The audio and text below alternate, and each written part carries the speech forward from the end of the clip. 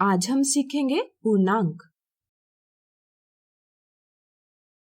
हमारे जीवन में ऐसी कई स्थितियां आती हैं जब हम संख्याओं को धन चिन्ह यानी प्लस साइन या ऋण चिन्ह यानी माइनस साइन के साथ व्यक्त करते हैं। उदाहरण के लिए मुंबई का तापमान साधारणतः 0 से ऊपर ही होता है। इसे व्यक्त करने के लिए हम संख्या के आगे धन चिन्ह लगाते हैं। क्या आपको पता है ठंडी के दिनों में कई बार श्रीनगर का तापमान 0 से नीचे गिर जाता है। इसे व्यक्त करने के लिए हम संख्या के आगे ऋण चिन्ह लगाते हैं। इसी तरह किसी इमारत में तल मंजिल से ऊपर की मंजिलें धन चिन्ह से दर्शाई जाती है, जबकि तल मंजिल से नीचे की मंजिलें जैसे पार्किंग या गोदाम ऋण चिन्ह से दर्शाई जाती है। किसी संख्या के आगे धन चिन्ह लगाने से बनने वाली संख्या कहलाती है धनात्मक संख्या यानी पॉजिटिव नंबर, और ऋण चिन्ह लगाने से बनने वाली संख्या कहलाती है ऋणात्मक संख्या यानी नेगेटिव नंबर। सभी धनात्मक संख्याएं, सभी ऋणात्मक संख्याएं और शून्य का समूह कहलाता है पूर्णांक यानी इंटीजर। इस तरह से धन 1, धन 2, धन 3 इत्यादि संख्याएं जिन्हें हम बिना चिन्ह के भी व्यक्त कर सकते हैं कहलाती है धनात्मक पूर्णांक यानी पॉजिटिव इंटीजर। इसी तरह संख्याएं जैसे ऋण 1, ऋण 2, ऋण 3 इत्यादि जिनके पहले ऋण चिन्ह लिखा जाता है कहलाती है ऋणात्मक पूर्णांक यानी नेगेटिव इंटीजर। ऋणात्मक पूर्णांकों का मान 0 से छोटा होता है, जबकि धनात्मक पूर्णांकों का मान 0 से बड़ा होता है। 0 न तो धनात्मक पूर्णांक है न ही ऋणात्मक पूर्णांक, इसलिए इसे किसी भी चिन्ह से व्यक्त नहीं किया जा सकता। अब आइए समझे क्यों पूर्णांक महत्वपूर्ण है। इसे हम एक उदाहरण से समझेंगे। मान लीजिए एक पंछी समुद्र तल से ऊपर 500 मीटर की ऊंचाई पर है और इसके विपरीत एक मछली समुद्र तल से नीचे 500 मीटर की गहराई पर है। पंछी और मछली का समुद्र तल से अंतर गणित में व्यक्त किया जा सकता है। समुद्र तल से पंछी की ऊंचाई बराबर 500 मीटर और समुद्र तल से मछली की गहराई बराबर 500 मीटर। लेकिन क्या इस प्रकार से इनका अंतर व्यक्त करना सही होगा? विचार करें। चलिए हम बताते हैं।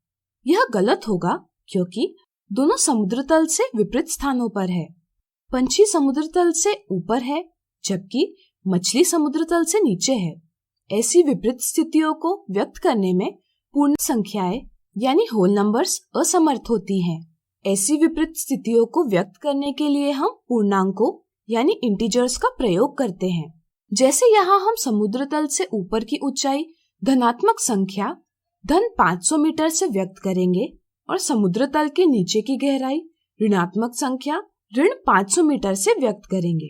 इसी तरह इन पूर्णांकों को पढ़कर आसानी से पता किया जा सकता है कि धन 500 मीटर अंतर का मतलब है समुद्र तल के ऊपर 500 मीटर की ऊंचाई तथा ऋण 500 मीटर अंतर का मतलब है समुद्र तल से नीचे 500 मीटर की गहराई।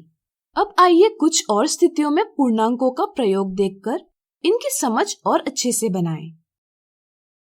मान लीजिए राहुल और रुचिका 0 स्थान से विपरीत दिशा में चलने लगे। राहुल 0 से दाईं ओर 5 कदम चलता है और रुचिका बाईं ओर 5 कदम।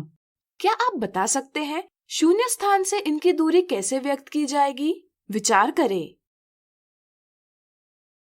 बिल्कुल सही, दाईं ओर चले कदमों को धन चिन्ह से व्यक्त करेंगे और राहुल की 0 स्थान से दूरी धन 5 से व्यक्त करेंगे। इसी तरह बाईं ओर चले कदमों को ऋण चिन्ह से व्यक्त करेंगे और रुचिका की 0 स्थान से दूरी ऋण 5 से व्यक्त करेंगे। अब मान लीजिए हर्ष एक दुकान में आया है। यहाँ उसने कुछ चीजें खरीदी जिनका मूल्य हुआ ₹35।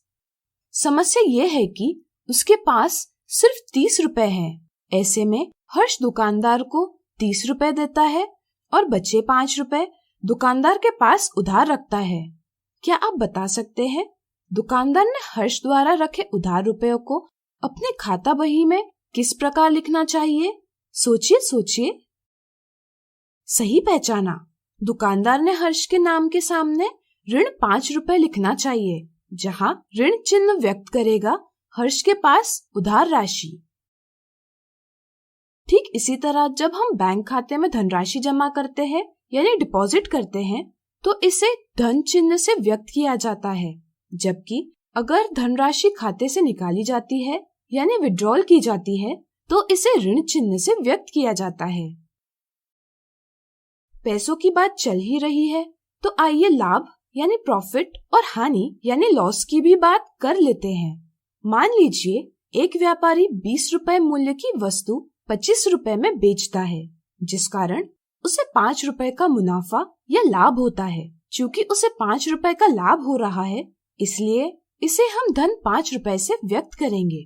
लेकिन अगर व्यापारी 20 रुपए मूल्य की वस्तु 15 रुपए में बेचता है, तो उसे 5 रुपए का नुकसान उठाना पड़ेगा, यानी कि उसे 5 रुपए की हानि होगी। इसे हम व्यक्त करेंगे ऋण 5 रुपए से। इस तरह से आज हमने सीखा पूर्णांक। अगले वीडियो में कुछ उदाहरणों से इन्हें और अच्छे से जानेंगे।